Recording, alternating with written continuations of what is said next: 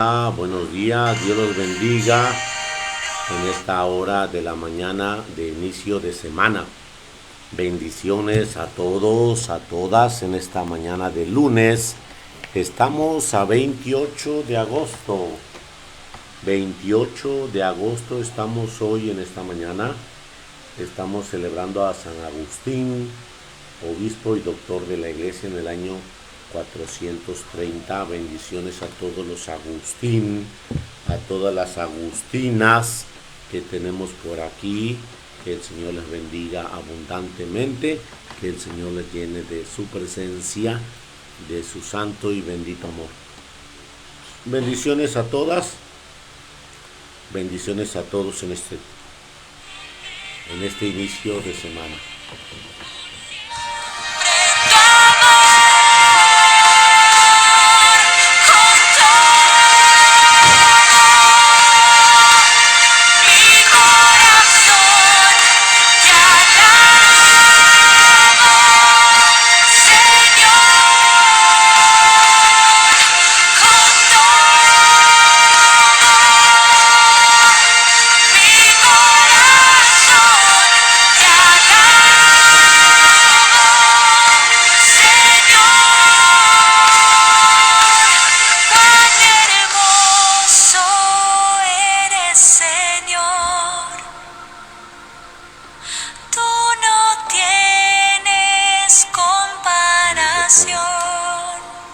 Para los que quieren entrar.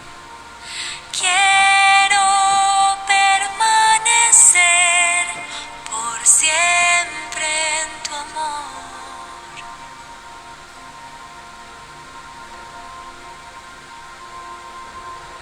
Qué bien se está aquí en tu presencia.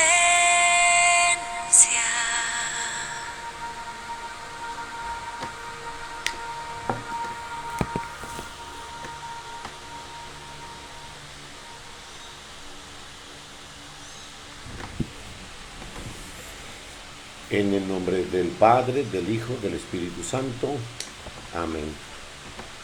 San Agustín, obispo y doctor de la iglesia en el año 430.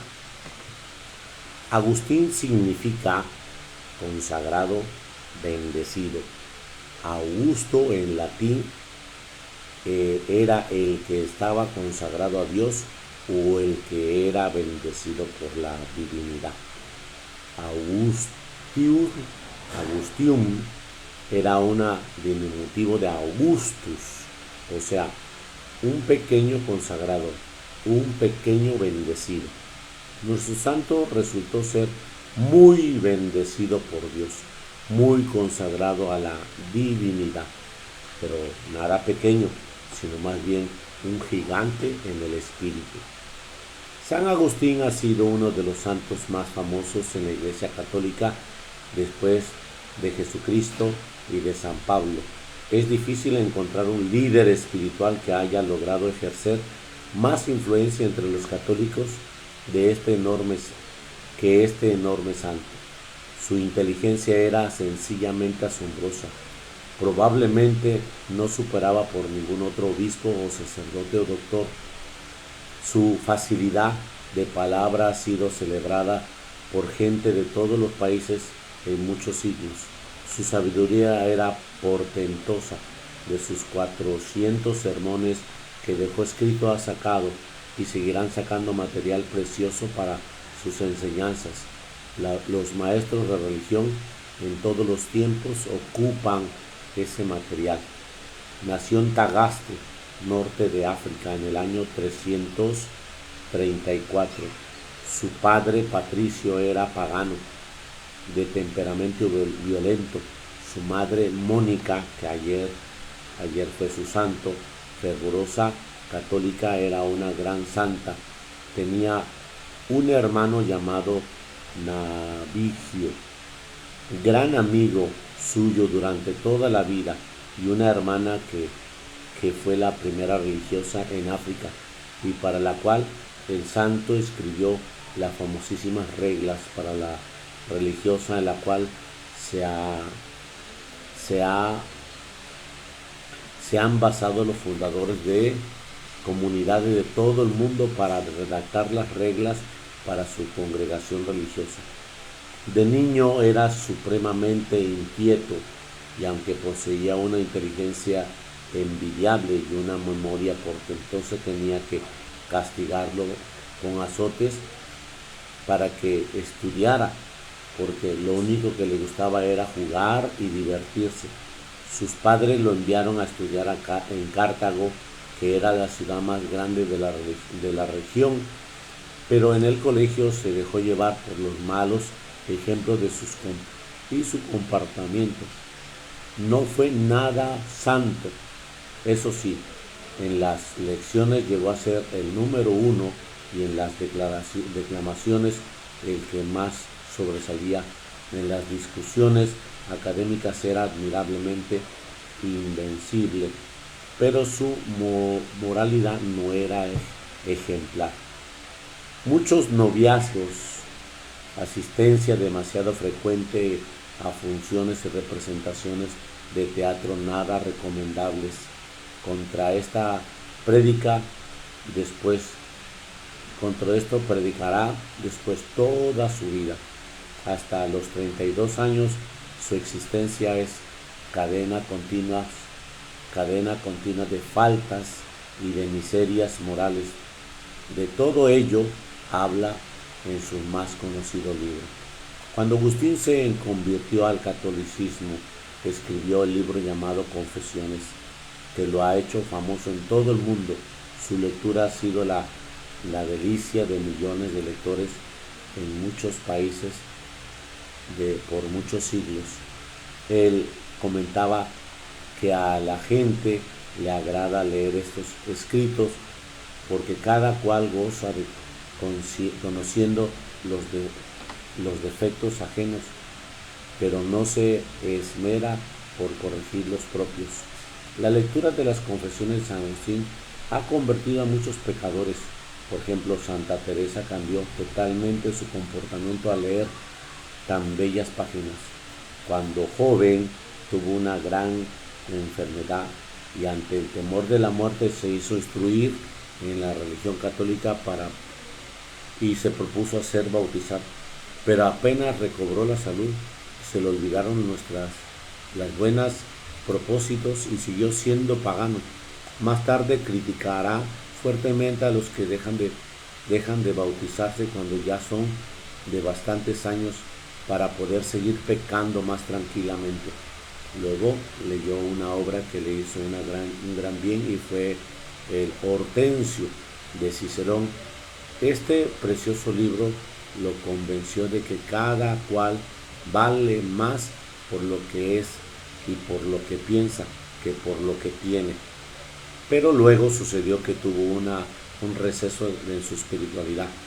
Ingresó a la secta de los maniqueos y decía que de este mundo lo que había hecho el diablo y enseñaba un montón de errores absurdas. Luego se fue a vivir en un libre con una muchacha y de ella tuvo un hijo al cual le llamó Adeodato, que significa Dios me lo ha dado.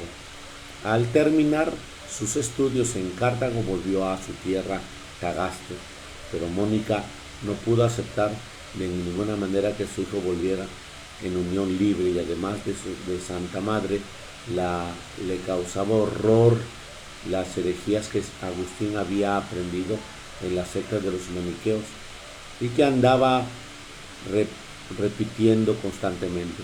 Así que sin más ni más lo echó de la casa y ella no quería ser alcahueta de los errores de su hijo. Luego leyó las obras del sabio filósofo Platón y se dio cuenta de que las personas humanas valen mucho más por su espíritu que por su cuerpo y que lo que más debe uno esmerarse por formar y fortalecerse en su espíritu y en su mente. Estas lecturas del sabio Platón le fueron inmensamente provechosas y lo va a guiar después durante toda su existencia. Se dedicó a leer las sagradas escrituras y se y se desilusionó porque le parecía que ese libro era demasiado sencillo y que no tenía estilo literario de los libros mundanos, y dejó por un tiempo de leerla. Después dirá suspirando de tristeza: ¿por qué la leí tan con orgullo y por parecer sabio?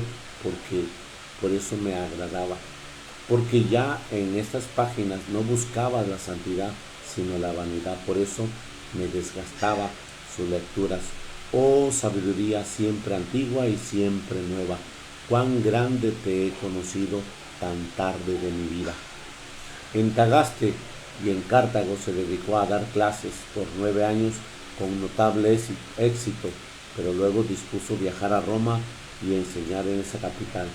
La mamá, que temía que en Roma pudiera extraviarse más su hijo y perderse por completo, se propuso acompañar en su viaje a Roma, pero Agustín deseaba viajar solo y le engañó el día de embarcarse, enviándola a una iglesia a rezar.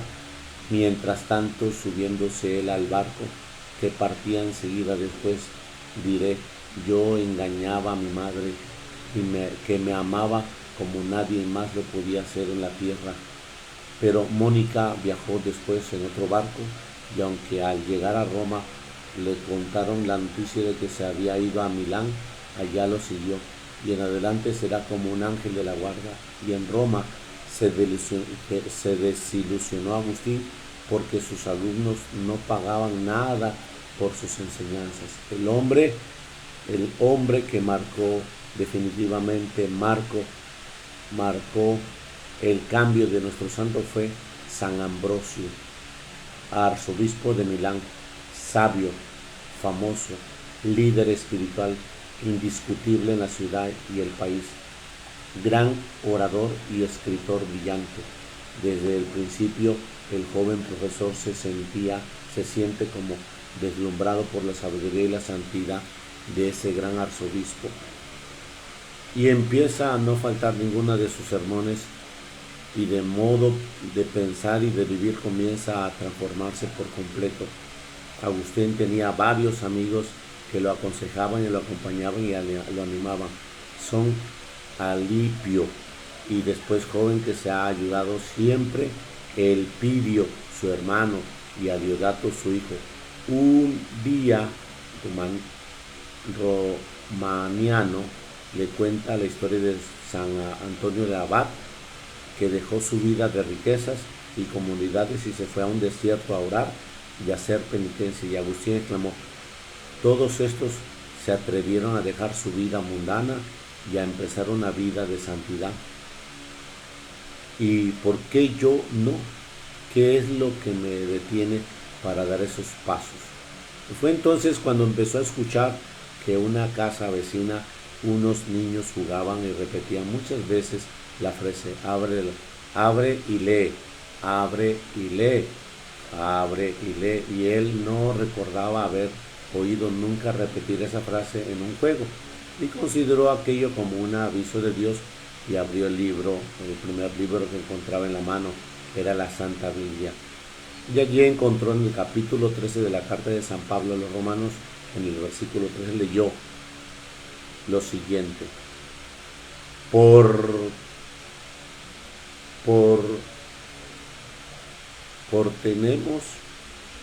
tenemos no como quien está en las tinieblas y oscuridad, sino como quien obra en pleno día y en plena luz. Comportémonos de la manera más digna posible, nada de impurezas, ni de vicios, ni de excesos de ninguna clase. No nos dejemos dominar por la carne y sus concupiscencias. Romanos 13:13. Aquello fue como un relámpago en su cerebro. Empezó a llorar y se dio cuenta de su comportamiento hasta entonces había sido todo lo contrario de lo que Dios manda en esas frases que acababa de leer, y que era necesario empezar una vida totalmente nueva y distinta de la anterior. Tenía 32 años de edad, y los siguientes 40 años será admirablemente santidad y progresando cada vez más y más. Despachó hacia África a la madre y a Diodato y nunca más se volverá a encontrar con ella. Abandonó para siempre los juegos de azar y sus fiestas mundanas. Ya había quemado los libros de los herejes maniqueos, convencidos de que las enseñaba era errores horrendos, y se dedicó con todo entusiasmo a prepararse para hacer bautizarse y llegar a ser cristiano católico. Mónica gozaba lo indecible. Con razón un obispo que le había dicho que ella, al ver llorar y rezar tanto por la conversión de Agustín, es imposible que se pierda un hijo por el cual haber rezado y llorado tanto. En la Pascua del año 387 Agustín recibió solamente el bautismo de manos del gran obispo San Ambrosio, y en ese día también fueron bautizados sus amigos Alipio y su hijo Adiodato, que tenía 15 años. Fue un día grande y enormemente feliz para Mónica. La Santa Madre no se cambiaba por nadie. Ya había logrado todo lo que anhelaba en su vida, la conversión de su hijo, y ahora podía partir contentamente para la eternidad. Y entonces sucedió que, viajando con Agustín hacia África, antes de embarcarse en el puerto de Ostia, en Italia, ella sintió morir, y llamando a su hijo, dijo emocionada: ya que me queda por esperar en esta vida, lo he logrado, lo que más deseaba, verte cristiano católico, y expiró en sus santos brazos dulcemente. Agustín lo lloró amargamente y durante toda su vida guardó su recuerdo como lo más precioso de su juventud, y en sus libros, Las Confesiones, habla bellísimamente acerca de esta santa mujer. Al volver a África fue ordenado sacerdote, y el obispo Valerio de Hiponia, que tenía mucha dificultad para hablar, lo nombró su predicador, y pronto empezó a deslumbrar de sus maravillosos sermones. Predicaba tan hermosamente como ninguno había oído predicar por allí. La gente lo escuchaba hasta por 3 horas seguidas sin cansarse. Los temas de su sermón eran en todo sacados de la Santa Biblia, pero con un modo de hablar tan agradable y sabio que sus oyentes se entusiasmaron al escucharlo. Y sucedió.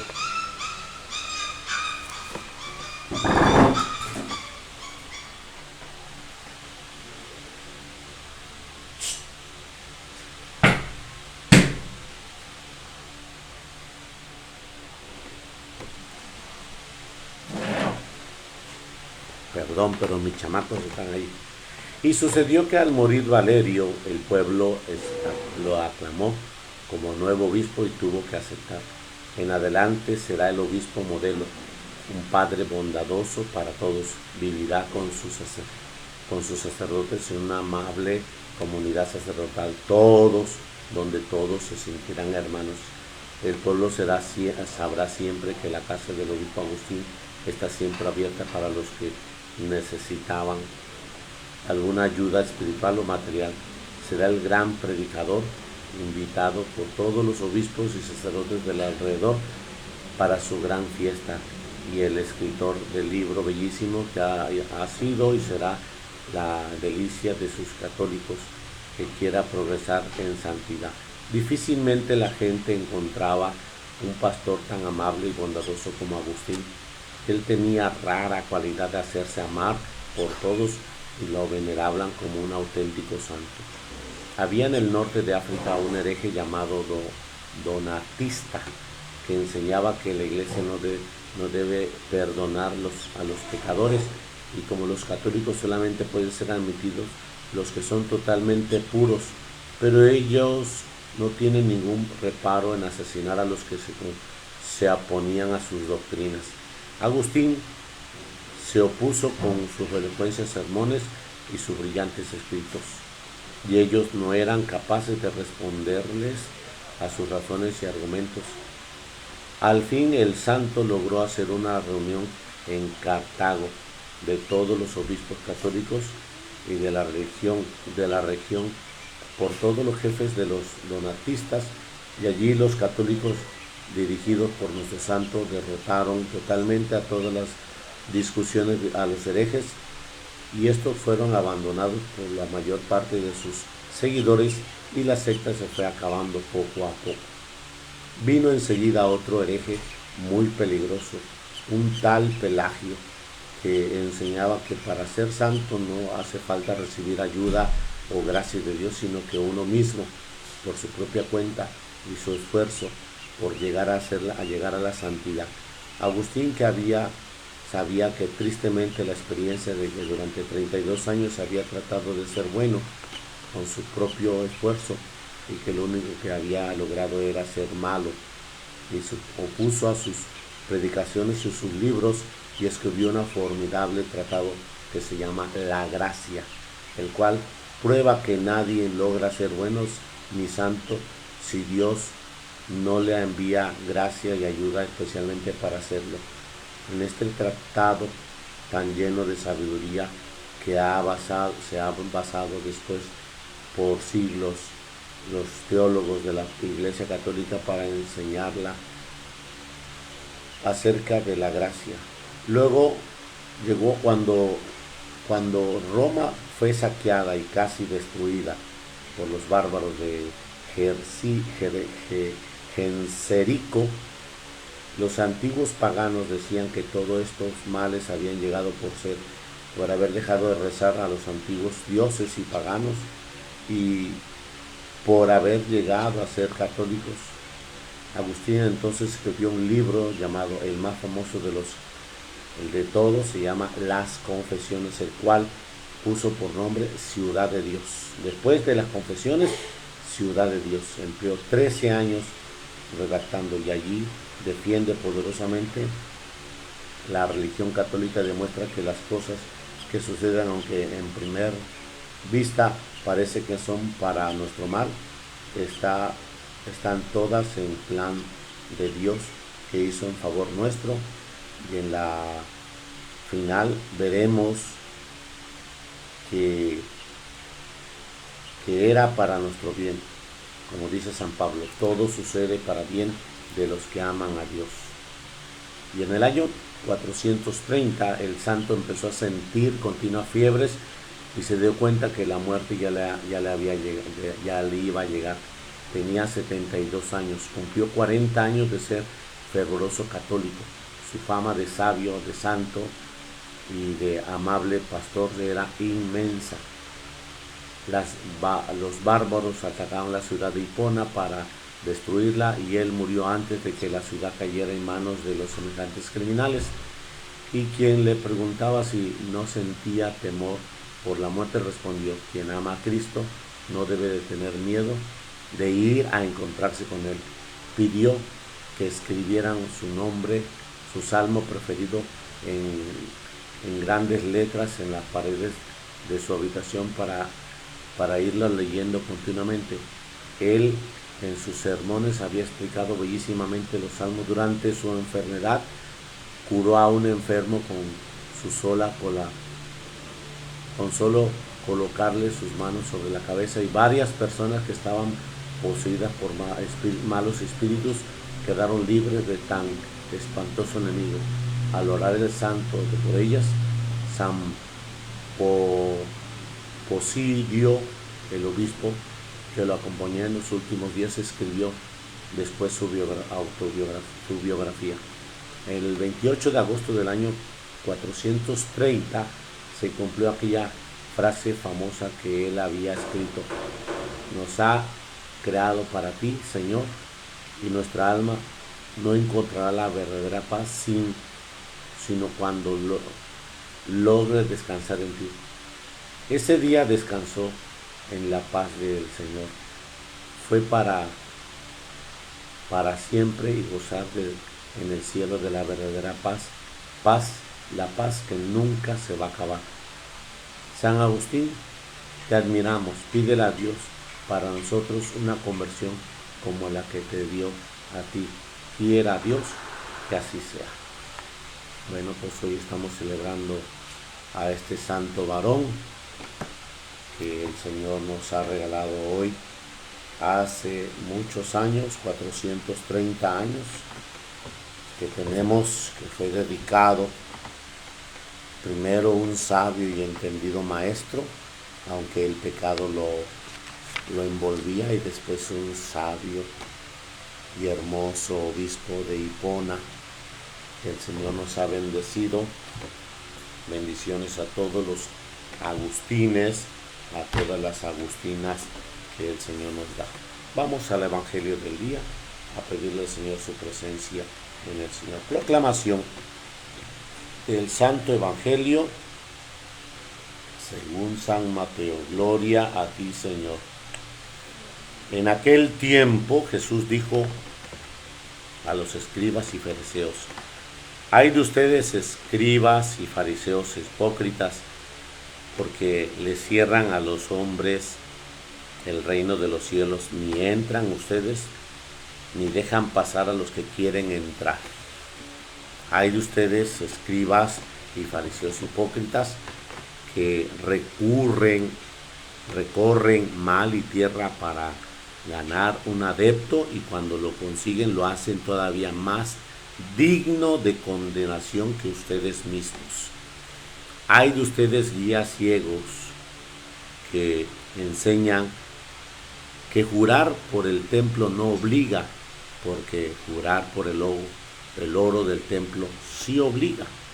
Insensatos y ciegos, ¿qué es más importante, el oro o jurar el oro del templo? ¿Qué santifica el oro?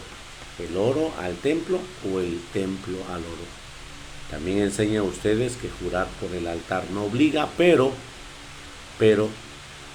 que jurar por las ofrendas de este que está sobre él sí obliga. Ciegos, ¿qué es más importante, la ofrenda o el altar? ¿Qué significa la ofrenda? ¿Qué santifica la ofrenda? Quien jura, pues, por el altar, jura por él y por todo lo que está sobre él. Quien jura por el templo, jura por él y por todo lo que lo habita. Quien jura por el cielo, jura por el trono de Dios y por aquel que está sentado en él. Palabra del Señor. Bueno, pues gloria a ti, Señor Jesús. Pues en esta mañana nos vemos que Jesús se mete con su gracia divina a mirar la telaraña que encontró en torno a la situación religiosa entre los escribas y fariseos. Una telaraña que se va expandiendo, se va abriendo, una telaraña que va mostrándose, que se va creando. Perdón, César, ¿ya desayunaste? Ok, Mica, para el desayuno de César, ahorita te va a hablar. Entonces, perdón, ¿ya desayunaste, Celsa? ¿Ya desayunaste, Betty? Erika, y ya no sé quién es. Vénganse a desayunar. ¿En qué íbamos? Una telaraña que va haciéndose poco a poco en el ámbito religioso. Y en esa situación, al momento de hacerse la telaraña, tú no te das cuenta, pero vas aceptando las cosas equivocadas. Vas aceptándote las cosas erróneas y vas haciendo de ti una situación lenta, una situación que no te ayuda a moverte, no te ayuda a servir, no te ayuda a avanzar. Pues eso es lo que le pasó a estos escribas y fariseos. Mirándose con esa telaraña, empezaron a hacer y a tener ideas erróneas, porque ellos ni entraban ni dejaban entrar a los que querían entrar en el reino de los cielos. Entonces hacían adeptos y los hacían peores que ellos, de tal manera que hay juramentos que ellos hacían obligándolos a jurar esta situación del oro o de la ofrenda, y hacían más grande el oro que al templo y hacían más grande la ofrenda que el altar. Entonces, ¿cuántas veces nosotros, fíjate, hacemos más grande un rosario? Padre, es que me fui al rosario. ¿Por qué no viniste a misa? Porque me fui al rosario. Hacemos más grande el rosario que la Eucaristía y no distinguimos esa realidad. Y también nos puede pasar que esa telaraña nos va cubriendo y nos va haciendo pues ciegos, y vamos yendo lento en ese proceso de caminar. Por eso Jesús hoy está diciéndoles de una manera, rompiendo esa telaraña y mostrando ese camino. Lo malo es que esos fariseos creían que estaban bien cuando Jesús les dice lo que son, porque son autoridad, creían que estaban bien, y eso no es correcto. Cuando somos autoridad creemos que estamos bien, y cuando alguien nos corrige es una situación muy, muy delicada y muy triste. Así que hoy te pido, hermana, hermano, que estás trabajando ya, que estás laborando en tu casa, Dios te va a mandar a alguien para tener esa cercanía de bendición y ese espíritu. Cuidado con tus telarañas, cuidado con que te manees, cuidado con que vivas con esa oscuridad y no permitas entrar, ni entres, ni dejes entrar. Bueno, que Dios te colme de gracia, fortaleza y bendición. Hoy, en este fin de semana, viernes, sábado y domingo, retiro de niñas. Y el 8, viernes, sábado y domingo, retiro de niños. En la parroquia de Cristo Rey te invitamos. No te quedes con las telarañas. Avánzale. Invita a tu niño, 10 años a 15. Invita a tu chico, 10 años a 15. Invítalo y te espero. En el nombre de Jesús, en el nombre de Jesús, la bendición del Padre, del Hijo y del Espíritu Santo. Feliz lunes e inicio de semana para todos. Dios los bendiga. Los quiero. Bye.